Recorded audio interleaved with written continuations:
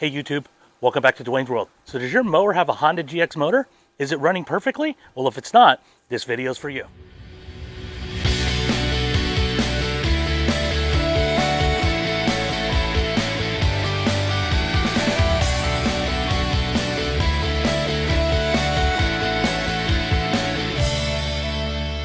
All right, welcome back to Season 2, Episode 5 here on Dwayne's World. So what are we doing today? Well, you may remember a couple weeks ago, I did a pre-scalp on my Bermuda turf, took it down to 5/8 of an inch. I used my buddy Joel's Tru-Cut to handle the business, and it did a great job. But you may remember during that video, I mentioned that the motor was surging, and that's what we're gonna take a look at today.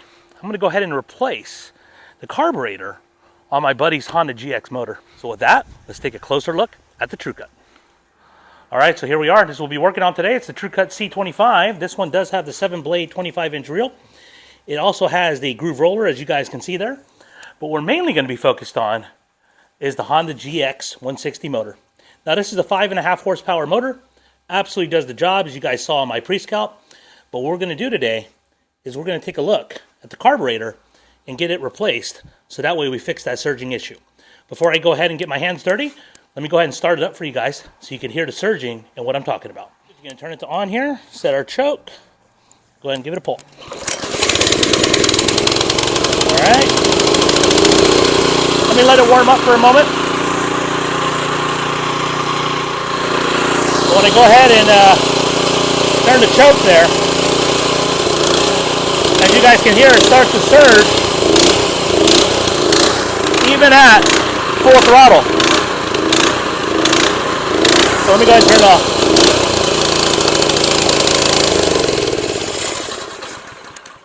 Now, whenever you have a surging issue on your motor, it could be for a lot of different reasons, but generally there's something going on with the carburetor. Either it needs to be cleaned or it needs to be replaced if it's really, really bad. However, it could also be another maintenance item. It could be like a clogged air filter. It could be a spark plug issue, or even bad fuel. So you might as well go ahead and take care of most of those things at the same time because they're fairly inexpensive to replace. All right, so I just want to step in here and give you guys a quick little update here on the back lawn. As you guys can see, you are seeing the green fuzz. Now, I will say though, that had I not done this pre-scalp, this green fuzz may or may not have been there. And the reason why I say that is because of the fact that now that the turf has been cut down, it allows more air, allows more of the heat to really get into the soil that really helps out the Bermuda turf. All right, so I want to take you over to this part of the lawn over here. Now, by the palm tree here, if you go back and you look at some of my previous video, you will see that a lot of this area was starting to die off. And it was either from fungus damage, or it could have been from armyworms or even grubs. So what I did is I went ahead and decided to treat it for either or, but because it was so late in the season, the grass did not have the time to really recover just because of the temperatures dropping. But the ironic thing, and this is what I want to show you guys, it's one of the first areas that is really starting to green up. So why is that important? All right, so if you think about it, it actually makes a lot of sense why that particular area is thriving more so than other parts of my lawn that were much healthier at the end of the last growing season. Because of whether it was the insect damage or the fungus damage that caused that issue is now a moot point. But because of the fact that the turf became very thin in that area, now this growing season, there wasn't much to remove when I had to do my initial scalp. Because of that, there's a lot more air and sun that can get to the soil there, which is why the Bermuda is waking up so much faster than other parts of the lawn. And with that, let's get back to the mower. All right, so the first thing I'm going to do is I'm going to go ahead and remove the air filter cleaner box by simply removing the wing nut up top. Okay, and once you do that, you'll be able to pull off the air filter cleaner. As you guys can see there, it is a little bit dirty. However, I did check this air filter prior to me using it for the scalp, and it was actually pretty clean. But because of the scalp, as you guys can see there's a lot of dead debris. So now we have a second wing nut. We're going to go ahead and remove that. All right, and now I'll be able to remove the air filter.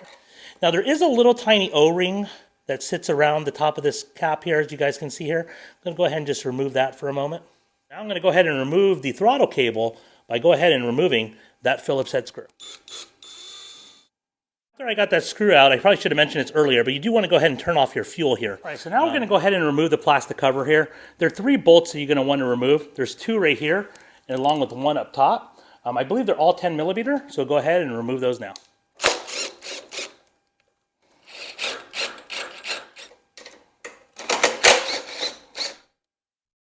Okay. All right, so as you guys can see here, I went ahead and removed the cover. Now we can go ahead and get better access to the carburetor here. All right, so as you guys can see here, there's a little bowl here that's at the bottom of the carburetor. A lot of sediment and issues can happen there at the bowl. Get the gas out of here so that way it causes less of a mess. So I'm going to go ahead and use a 10 millimeter wrench here to go ahead and unscrew the bottom that's holding the nut.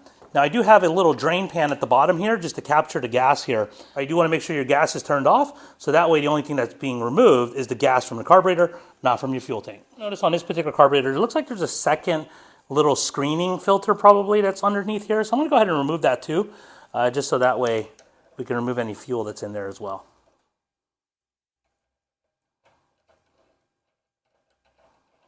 Gas is drained out. I went ahead and grabbed some gloves just because my hands were getting dirty. So I'm going to remove this bottom screw here just by hand, since I loosened it up. Doesn't look too bad. There's a little bit of sediment there at the bottom. All right, so now what I'm going to do is I'm going to go ahead and remove this bracket right here so I can get better access to the carburetor underneath. All I'm going to do is I'm going to remove this 10 millimeter bolt there, along with the other 10 millimeter bolt there, and we'll be in good shape.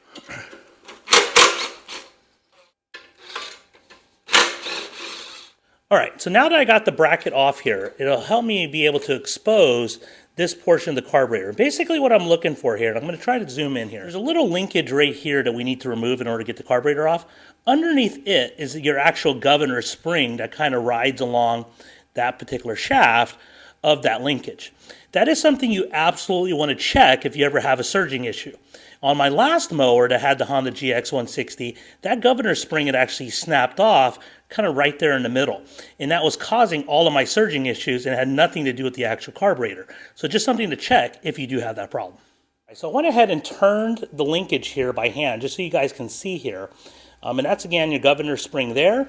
And that's the linkage there that we'll need to remove. All right, so now I go ahead and remove that linkage. As you guys can see there, it's kind of hanging there along with the governor spring there. So everything looks like it's still intact. I'm going to remove the fuel line, which is held on with that little clip there. Now a quick tip is you can actually remove the choke lever here, and the hole here actually will plug that particular part of the fuel line, so that way you don't get any more fuel spilling out that's coming out of the gas tank. All right, so now what I'm going to do is I'm going to go ahead and see if I can grab that little clamp there and apply some pressure here to be able to release it. Yep, there we go. Go ahead and lift up on the fuel line there. All right, so now that I got the clip removed, now I should be able to get off the fuel line. Now again, what I'm going to use the end of this particular choke lever to be able to clog the fuel line, so that way we won't have fuel spilling everywhere. What I'm going to do is I'm going to use a little flathead screwdriver just so I can press up on the fuel line. I want to be delicate. I don't want to break the fuel line. All right, it's starting to move a little bit. All right, so now I'm just going to grab my little choke lever here, and once I get this out, there we go. I spilled a little bit of fuel, but that's okay. But as you guys can see there, no more fuel is going to come out because it's being blocked by that lever. All right, so now we can go ahead and remove the carburetor. A little bit of a problem. The carburetor will not come out because of the actual upright here. So what I'm going to do is I'm going to go ahead and just remove the screws at the bottom there, and that way hopefully I'll be able to move this just enough for me to be able to slide off the carburetor. I went ahead and grab the wrench and a socket, both 1/2 inch. And I'm going to see if I can get these bolts removed, so that way we'll be able to get the clearance we need to be able to remove the carburetor. Okay, so all I want to do is just bend this enough just to get the carburetor off. I think I can do it. Yeah, there we go. So perfect. So didn't really have to do too much. All I have to do now is reinstall the screws, which I'll do afterwards. But we'll be in good shape now. Now there's a gasket here that we do want to also replace while we're replacing the carburetor. The kit, which I'm going to show you in a minute, does come with the new gasket, so we might as well go ahead and take it off. But we do have to remove the spark plug coil here from the bracket itself. We're not actually removing the entire assembly, just need to move it out of the way. And then we'll be able to slide off our particular gasket. Sometimes it's hard to do this with the camera right in front of you, so bear with me here.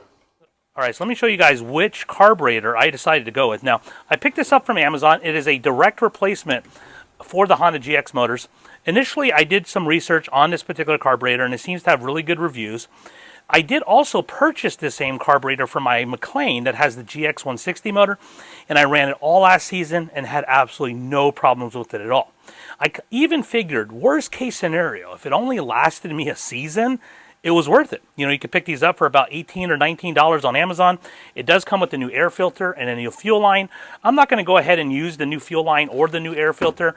The air filter I will be using is an actual OEM replacement, which is going to be this one right here, which is made by Honda, as well as replacing the spark plug that is made by NGK. If you guys need the spark plug number, it is the BPR6ES spark plug by NGK. That is a direct OEM replacement, and that will work out really, really well. So with that, we're going to go ahead and install the new carburetor. All right, so I'm not going to go ahead and replace this particular gasket here. I think it's okay the way it sits. I'm looking at it. It doesn't look like there's any major issue with it. I am going to go ahead and use the new bracket here, which I'll go ahead and install. There we go. And these little cutouts, again, are for where your fuel line will sit and where your spark plug will also rest. And with that, I'm going to go ahead and install this new gasket here that will sit between the bracket and the new carburetor.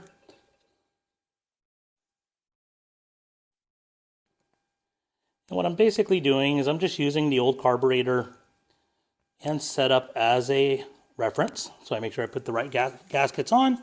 Now what we're going to do is we're going to slip on the new carburetor. Go ahead and just move the bracket around a little bit. See if I can finagle it. There we go. Feels like, okay, there we go. Perfect. That's what we want. All right, it's going to basically slide through. This particular carburetor comes with, on this particular side of the actual air filter assembly, is pretty thin compared to the original factory one. Now, the factory one is still in really good condition. So I'm going to go ahead and reuse this so all our fitments are right. Because as you guys can see there, it's quite a bit thicker than the replacement one, which I don't think we're necessarily going to need. That's the thing what sometimes happens on these aftermarket kits, is that you may have to mix and match or even reuse some of the OEM part. It's still going to work out in the end. Okay. Now what I'm going to do is I'm going to very quickly try to go ahead and reattach this fuel line. So I'm going to go ahead and remove the little choke assembly and hopefully be able to slip this on rather quickly over the fuel and not spill a bunch of fuel. So there we go. I am losing a little bit, but that's okay. But now I'm able to cinch it up. Go ahead and just clamp the fuel line back in place. There we go. All right, so we should be in good shape now. What I'm going to do is I'm going to go ahead and reattach my linkages. And we're going to basically attach this throttle one first here. There we go. And remember, put back your governor spring. And that's going to go into this second hole here. You guys can see here, they're both attached and they're now in place. Just testing it. Looks like it's good. Now what I'm going to do is I'm going to go ahead and reattach the throttle assembly here.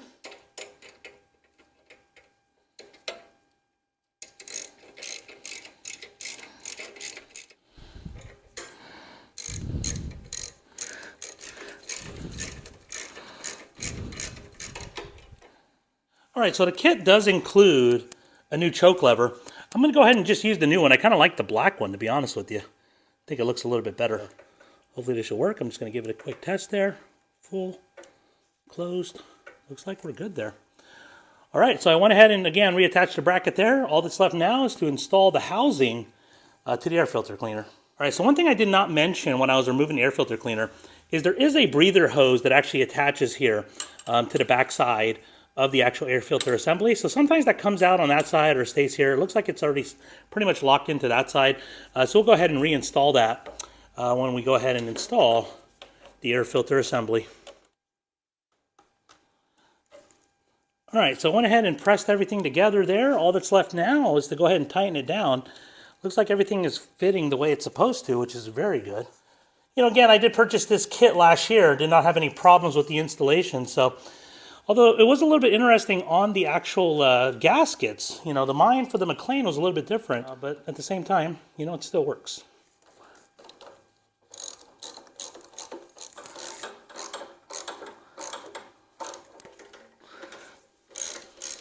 All right, and while we're under here, I'm going to go ahead and replace the spark plug now that it's easy to access. I got my spark plug socket here. I'm going to be able to go ahead and just remove this here. Not the factory spark plug. It's because it's made by Autolite. Let's take a look here. As you guys can see, it's not too bad, actually. Not too bad. But we're going to go ahead and replace it anyway, just because we have it out, and it's fairly inexpensive. There we are. There's a new spark plug. Now, they do come pre-gapped. I don't necessarily double check them. I've never had an issue with NGK, but I know there's some people that absolutely go ahead and make sure that the gapping is correct. I'll leave that up to you whether or not you want to do that or not, but again, I've never had an issue with it. What's really important about these spark plugs is you absolutely want to make sure you are threading them by hand first. If they do not go in, you do not want to cross thread these. You can cause a lot of damage and ultimately may even damage the heads on your particular mower. So let's not do that. Again, you do not need to put a lot of torque on these. If I had to guess, it's probably somewhere between, 10, 12 pounds of torque. Not very much, just a good turn there, just so it's secure. All right, I'm gonna go ahead and replace our boot. And now we'll just go ahead and install our new air filter. All right, don't forget to install the rubber boot. The thing I did want to mention is don't forget to attach your throttle cable there, as I almost did. Now you want to make sure you put it in the correct hole there. But what my buddy had mentioned was that he was having difficulty with this particular throttle cable and it not really operating up here at the handlebar control, and he had to generally move it from down here down on the mower. So one of the things I did to fix it, this was a little bit loose when I took it off. So I figured when tightening that down, that was probably going to fix the problem, but it didn't. So then what I did is I went ahead and backed off of that 10 millimeter bolt to be able to lessen the tension there, and that helped a lot. But it still wasn't quite perfect. So then what I did is I took some lubricant spray, sprayed it in there, and then sprayed it back here behind this bracket. And now, as you guys can see, it moves very well, and now he'll have full control up here at the top of the motor. Just the last couple steps here, I'm going to go ahead and reinstall the new air filter. I want to snug it down, doesn't have to be super tight, but got that there. Now we're going to go ahead and just slip on our outer cover.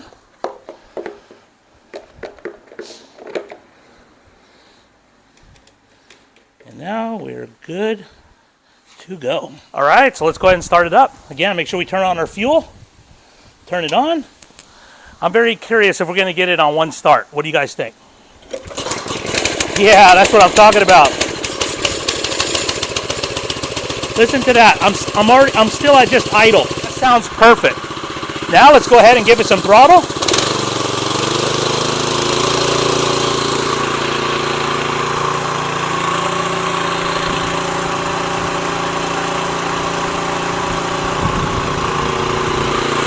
We'll give it all the way. We'll go full throttle.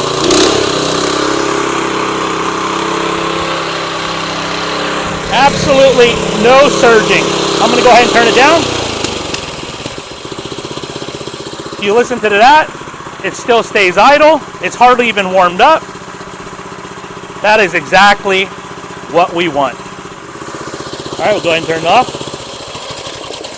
All right, so I just wanted to show you guys here. I went ahead and reinstalled the two bolts here at the bottom that hold the uprights to the bottom of the mower.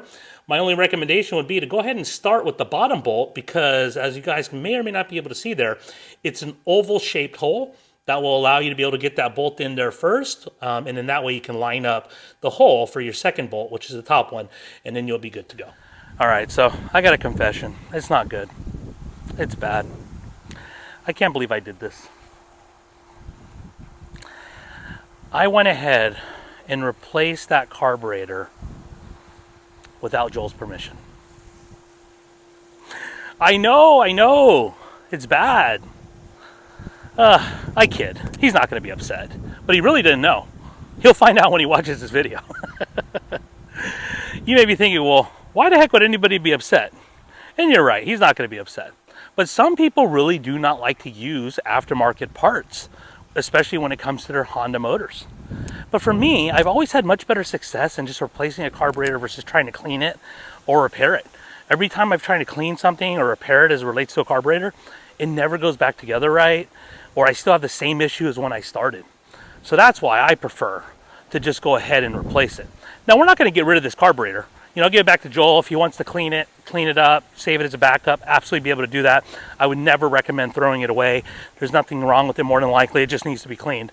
But probably by somebody that's a little more skilled in how to clean a carburetor than I am. I put this video together for you guys because you may have this same problem right now or in the future. So that way you'll know what to do so you can replace your carburetor and be able to continue to mow, dominate the neighborhood, and lay down that stripe action. And with that, it's quite windy out here, so I gotta go back inside. So as always, be excellent and party on.